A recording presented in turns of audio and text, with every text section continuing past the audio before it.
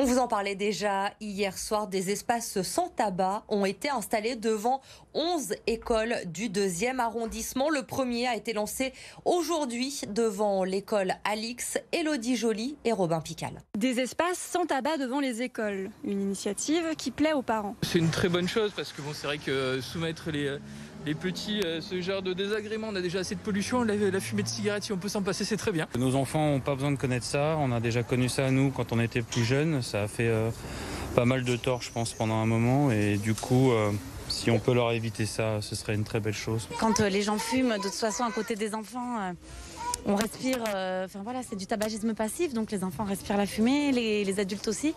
Donc non, c'est très bien. 11 écoles de l'arrondissement ont accepté de mettre en place le dispositif. Le but, éloigner les plus jeunes de cette mauvaise habitude.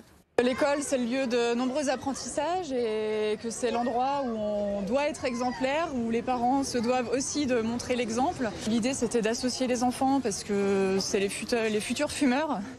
Et d'essayer de faire en sorte qu'ils ne deviennent pas fumeurs. Vous ne serez pas verbalisé si vous êtes pris en train de fumer devant ces établissements. L'action repose sur la coopération des parents. C'est vraiment symbolique, on n'est pas du tout dans la répression, on est vraiment dans l'éducation. Faire que les parents aient bien en tête que devant une école, aux abords d'une école, près des enfants, on ne fume pas. Et puis aussi, on compte beaucoup sur les enfants qui souvent, eux, vont aller tirer la manche de leurs parents en leur disant « regarde, il y a un panneau, ici on ne fume pas » et ça peut aussi passer par ce biais-là. À Lyon, les aires de jeux pour enfants comme celle du Parc de la Tête d'Or sont déjà des espaces labellisés sans tabac.